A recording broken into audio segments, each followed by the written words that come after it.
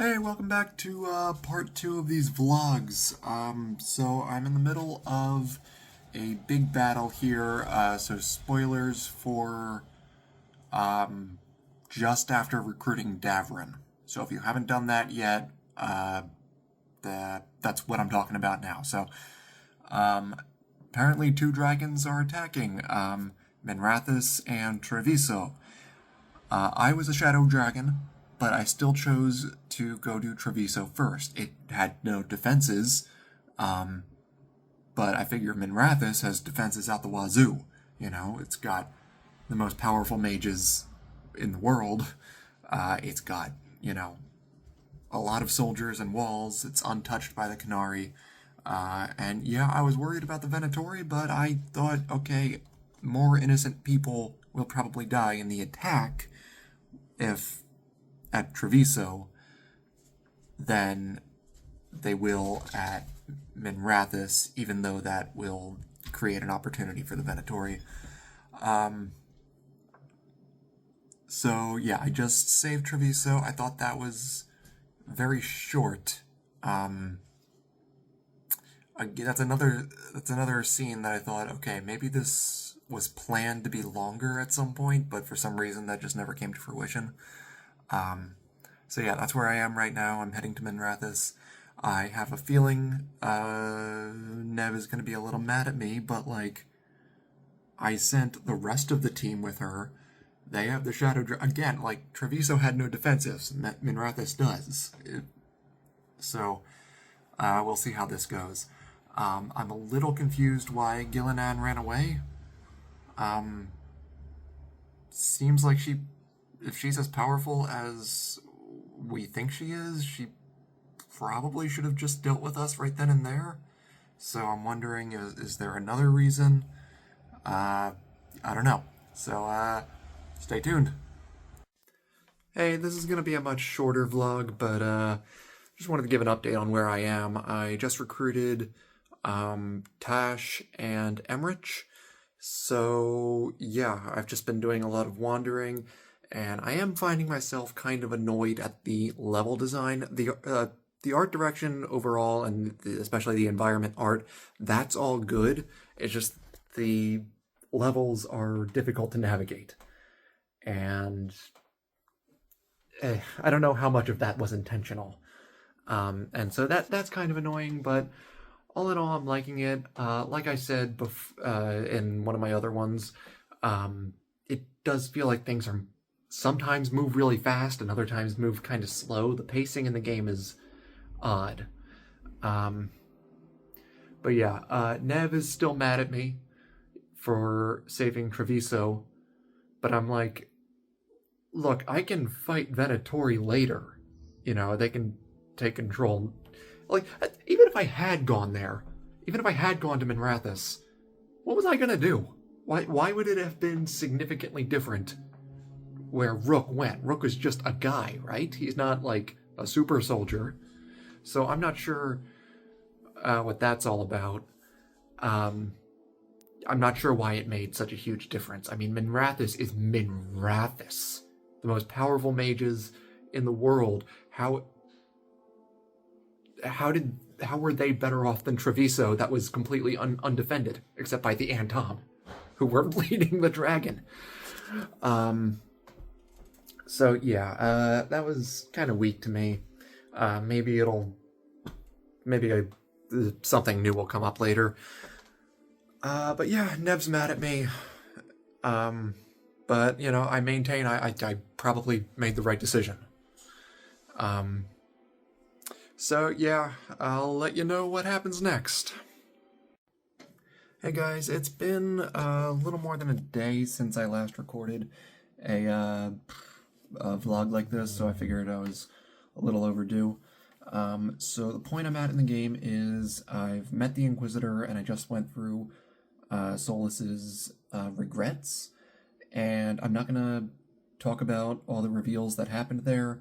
There's a lot of lore implications, and I want some time to rewatch them. I'll probably be making a video or several about everything we learned there, but again, I gotta get through the whole game before I start doing anything like that. I will say the regrets and all the scenes with them were great. They were very well written. I loved hearing all the um, companions' views on it. I'm excited to eventually play as a Elven Veil Jumper, because I assume that's gonna be like the designated Dalish background. Um, but I got a lot of characters I want to play. Overall, I am much more invested in the game than I was in the last video. It's got its hooks in me now. It took a while to get used to and all. Um, but yeah, no, I'm enjoying it. I'm looking forward to where it goes. Some people have said very vaguely. I've avoided spoilers, but people have said very vaguely the ending is either going to make me really mad, or some people say it's great. So I don't know. I guess I'll find out. I guess I should say, going into this game, I avoided reviews. I didn't read many articles. I just, watched the trailers, the gameplay reveal, like the essential BioWare released stuff. I didn't read the Game Informer article because I didn't want to. Yeah, I wanted to go into this as, like, I knew I was going to get the game, so I didn't really see much point in watching reviews before I played it. And as always, when going into any media, whether it be a game or movie or TV show, I leave my expectations at the door. And I try to go into it unbiased. I measure the value of a piece of media by just on its own merits. I make a conscious effort not to let my expectations going into it affect my enjoyment of it, or if not that, then at least how I rank it. Whether or not I find it good or compelling. Because although something might not be what I expected, as is sort of the case with the Veilguard, it might be good in its own right, which is also sort of the case with the Veilguard. Overall, it is reminding me a lot of Dragon Age 2, which is not the Dragon Age game I would have drawn most of inspiration from. The Veilguard, so thus far, I'm not liking it as much as Origins or Inquisition. That doesn't mean it's bad by any means. I'm still enjoying it, and if things keep going the way they're going, I'm going to be doing several playthroughs. But as far as video games on their own, how much I enjoyed them and, their production quality, I still have to give it to Origins and Inquisition. There. Rook has grown on me. I didn't really connect with him for a while. But no, he's grown on me, and I don't know how that's going to change when I do other factions and races, because I'm just doing a male human shadow dragon right now, because I wanted a sort of everyman to experience this for the first time. Yeah, I got a lot more planned. Again, Elven Veil Jumper. I want to be an Elven Lord of Fortune, Dwarf Grey Warden. I got a lot of ideas. Anyway, yeah, I'm getting more into it now.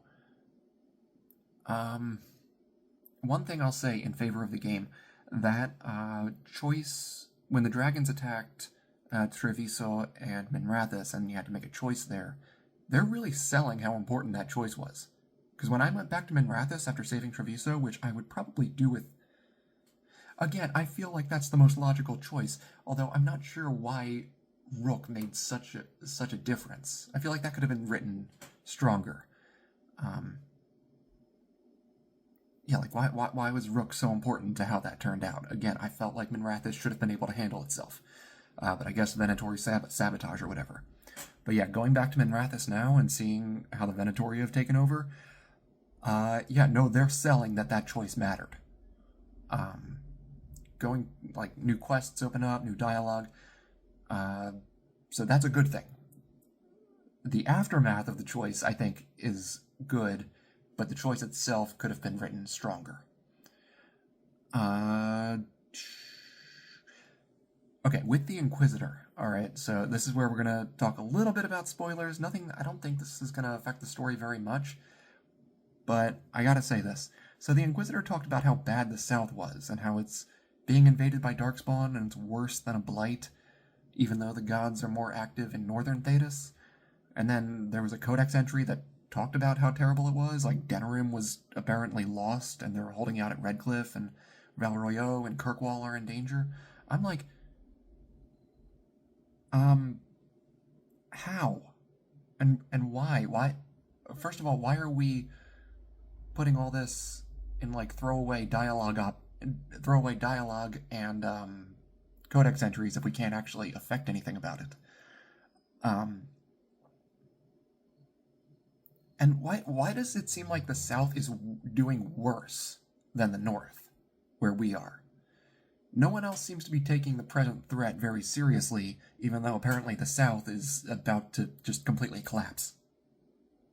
That part, I think, right now I'm feeling it's weak.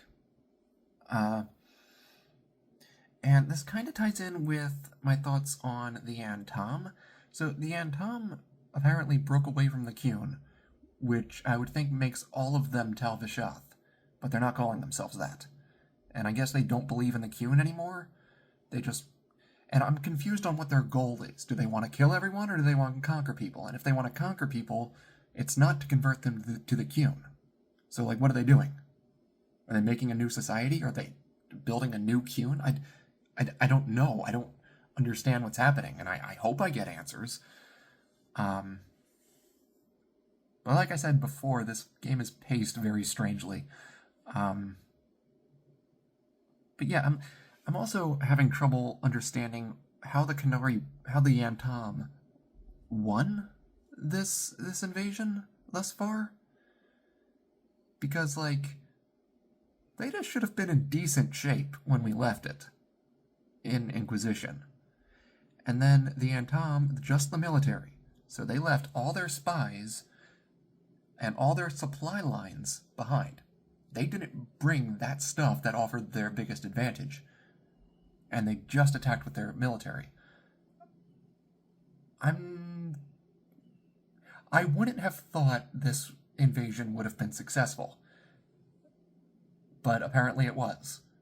I thought Thedas would have done a better job. Yeah, so I don't know. But again, everyone is kind of acting like it's fine. The Lords of Fortune, the Mornwatch. I mean, the Shadow Dragons are very obviously, they know what's up.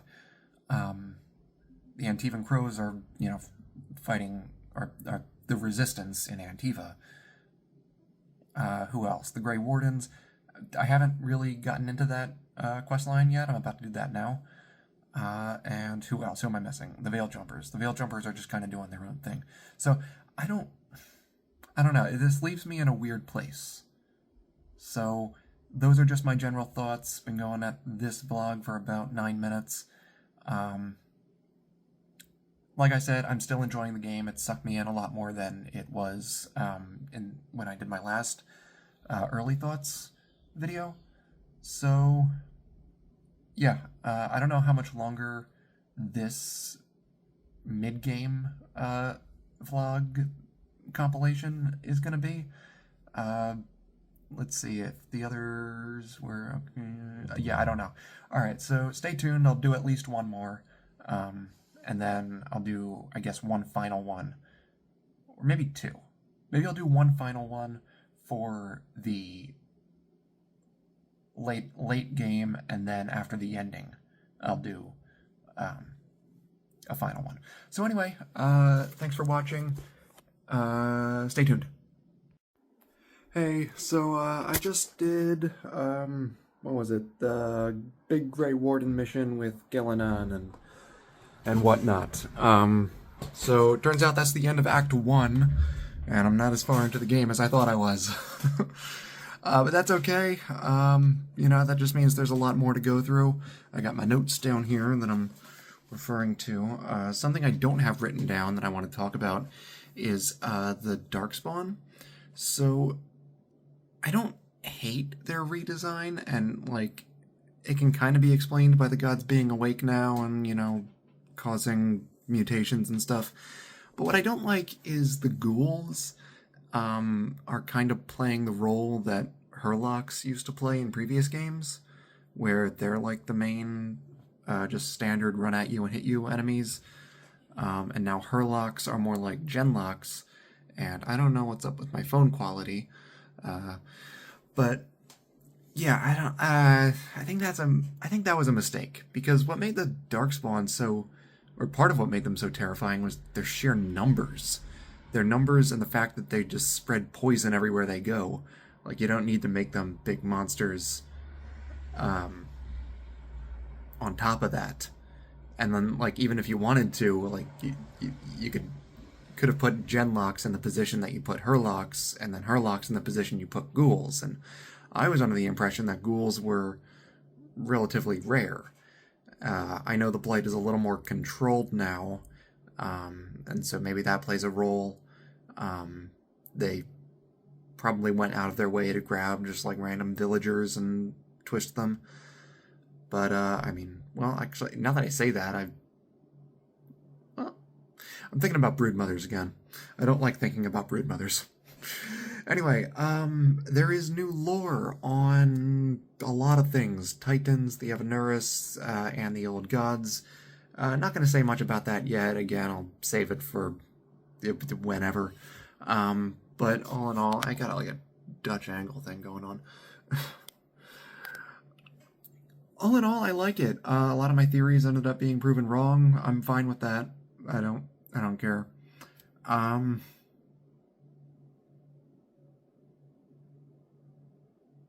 Sorry, I'm reading my own notes. Okay, so the game has opened up a bunch, and getting to explore the new areas, like the Hosberg wetlands, and just, I don't know, I like that it's opened up a lot more, and it feels like there's more exploration.